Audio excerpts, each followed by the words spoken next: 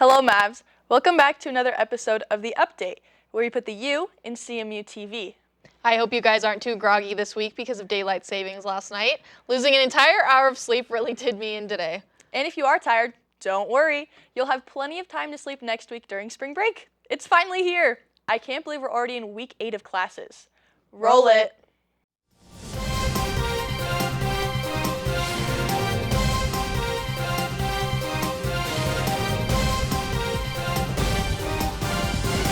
Welcome back, everyone. I am your co-host, Jordan Browning. And I am Kylie Hoffman.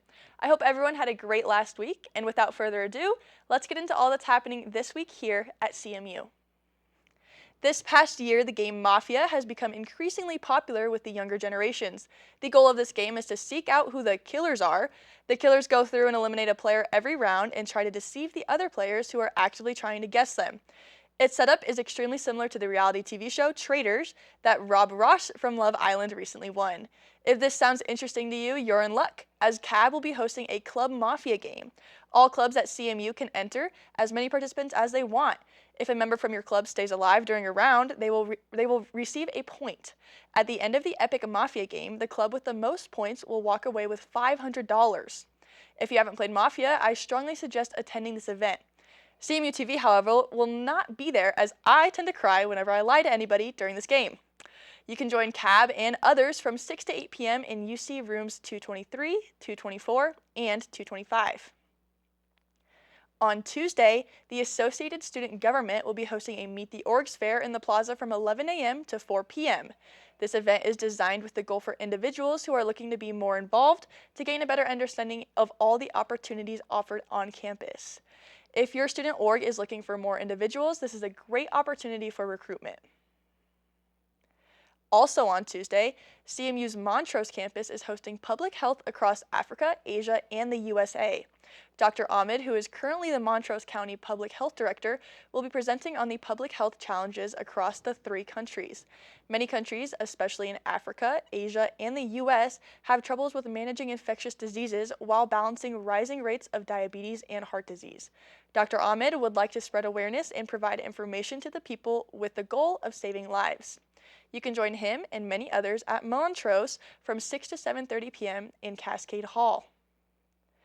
The New York Times said that the Book of Mormon is the best musical of this century, and you have the opportunity to see it right here at the heart of campus at Asteria Theater. This 9-time Tony Award-winning Best Musical is set to have its opening night this Tuesday, March 10th at 7:30 p.m. This play follows 2 Mormon missionaries who are placed in a remote village in Uganda. Exploring themes of friendship, faith, and belief, this musical is funny and heartfelt. Grab your tickets today at cmustages.com. This play will be put on both Tuesday night and Wednesday night. Colorado Mesa University's very own Corks and Chords event takes place this Thursday at 7:30 p.m. in Asteria Theater. You can join the CMU Music Department for a night of energetic and fast-paced music designed to showcase both students and staff. The ticketed pre-concert reception begins at 5:45 p.m. and will include complimentary wine and finger foods.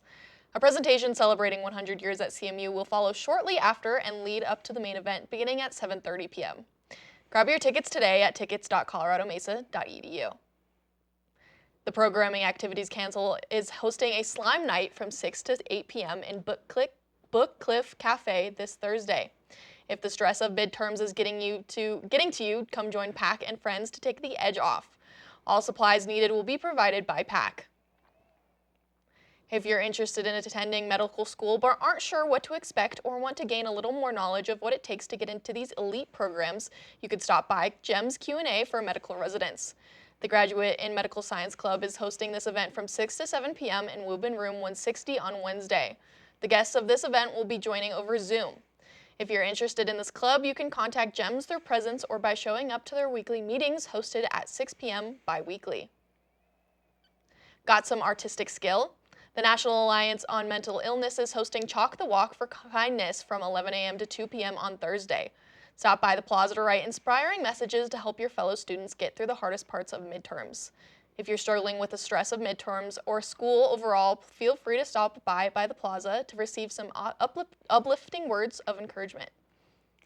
The Society of Professional Journalism is an organization that promotes and supports the importance of local journalism, as well as the ethics of journalism. The Colorado Mesa University chapter has recently been reinstalled to serve the local community.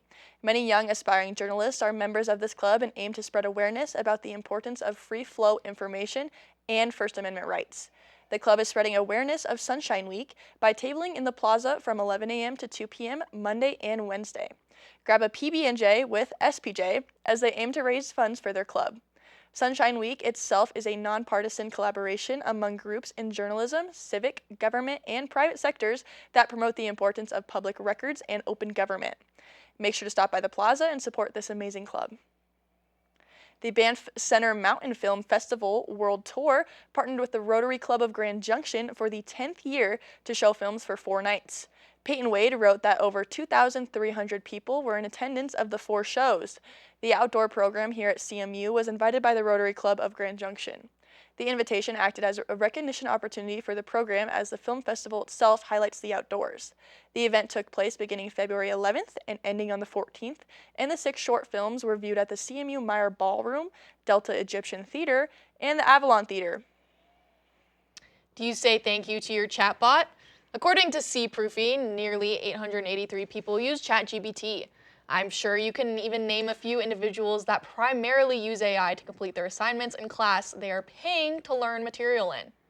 A group of journalists here at CMU are writing an investigative journalism piece on the replacing of humans in people's lives with AI. If you or someone you know chat with your chatbot like you do with a friend, please reach out to socialimpactsai@gmail.com. The writers would love to pick your brain about your usage of AI. Next week is spring break here in Grand Junction. If you're not going home for the short time, don't worry, as there's a ton to do on the western slope. Many people fail to recognize the amazing small towns we have in close proximity to GJ. Palisade is in our backyard and is currently ranked number 5 of 20 for best small town in the West. If vineyards aren't your vibe, we have both Ouray and Telluride within 2.5 hours of campus. Ouray is known as the Switzerland of America and is home to the famous $1 Million Highway. The town has a very dramatic scenery every year round and beautiful mountains. There are natural hot springs and plenty of gorgeous hikes to adventure on in this old mining town. A little further down the road is Telluride.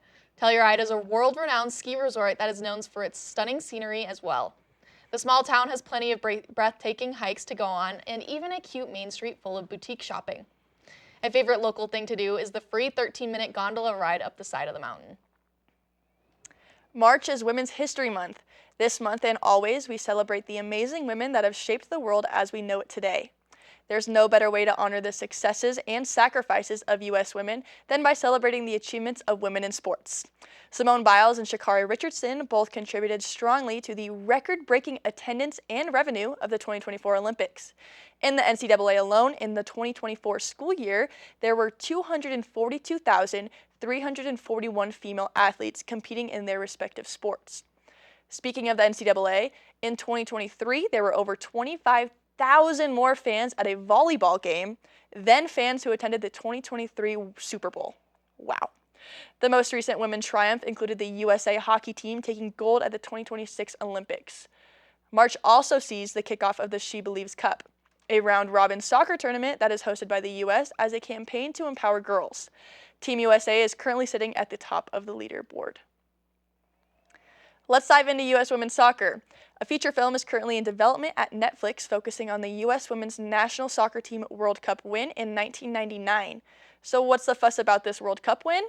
This iconic win placed women's soccer at the forefront of sports in the U.S. It set attendance records with over 90,000 in-person viewers and 40 million TV viewers. The team featured iconic athletes such as Mia Hamm and Brandi Chastain, whom had millions of little girls watching and shaping their soccer lives after them. This film will highlight the journey of the women to the world stage and their impact on women in sport. Although still casting, amazing actresses will be included in this film, most notably Zoe Deutch as Marla Messing and Emily Bader as Mia Hamm. I, for one, cannot wait to watch this film. As a soccer player myself, these incredible women have had such a profound impact on my career and many of my teammates. Last week, the sensational 3v3 Women's Basketball League came to a close with a championship win of the Mist. Unrivaled is a professional 3v3 Women's Basketball League that has wrapped up its second season. The league consists of 8 teams with notable players on each, including Brianna Stewart, Kelsey Plume, Angel Reese, and Paige Beckers. This league has made professional women's basketball more mainstream, averaging just over 155,000 viewers. The number 2 ranked Miss took home in the championship win on Wednesday against the number 1 ranked Phantom in a thrilling 80-74 matchup. Brianna Stewart, a co-founder of the league, scored the winning 2-point free throw at the end of the fourth quarter to solidify her team's win. Make sure to tune in to next year's season beginning in January. Now that March is here, Mavs, it's time we celebrate March Madness, the annual single-elimination NCAA Division I men's and women's basketball tournament. 68 teams enter for both men and women, and one will be crowned national champions. Teams will be announced and placed during the selection show on Sunday, March 15th. Games will begin on the 17th, and as of March 1st, the top 5 men's NCAA basketball teams are Duke, leading with a 27-2 record, followed by Arizona, Michigan, UConn, and Florida. The top 5 women's teams are UConn with a perfect 31-0 record, with UCLA, South Carolina, Texas, and Vanderbilt following closely behind. March, before you begin making your brackets, don't forget to make sure you take some lower-seeded teams. Historically, there have been insane upsets in the March Madness tournaments. Last year in the 2025 tournament, number 12 McNeese State took down number 5 Clemson in the score 69-67. And number 11 Drake beat number 6 Missouri. If you're a part of the group of people who chose to craft brackets every year, according to NCAA.com, you have a 1 in 120.2 billion chance at being the first ever select every winning team. Don't let those odds discourage you from placing some money on the tournament, though.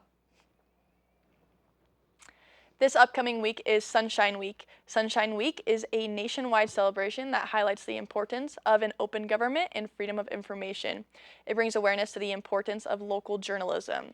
The Colorado Mesa chapter of the Society of Professional Journalists have come back to the institution this semester and is actively trying to spread the importance of journalism.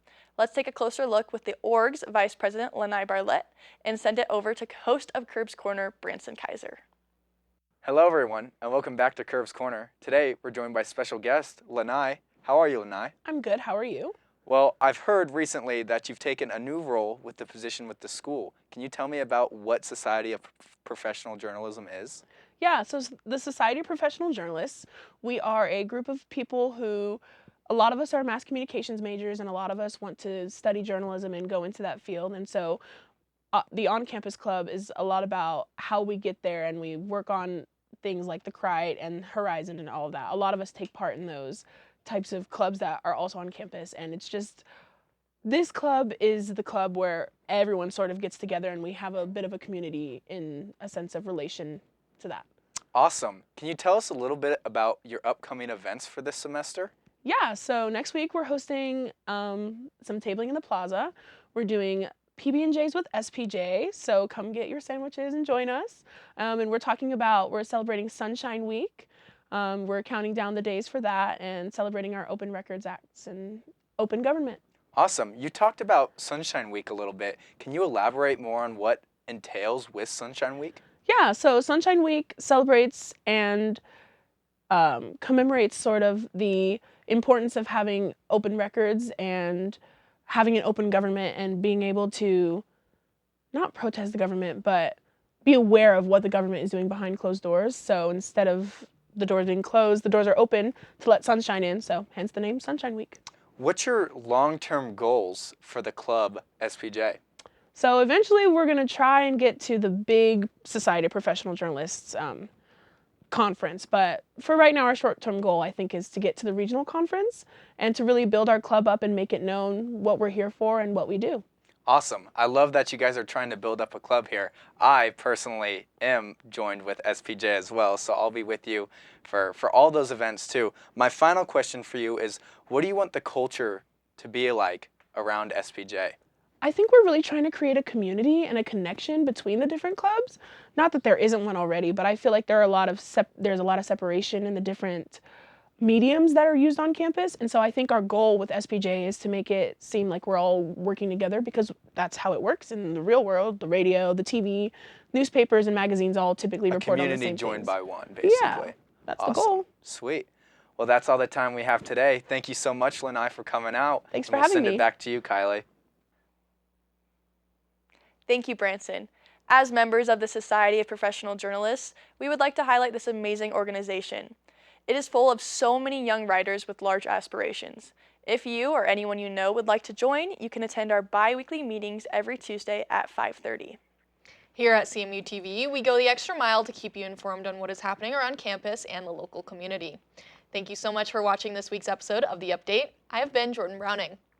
And I have been your host, Kylie Hoffman.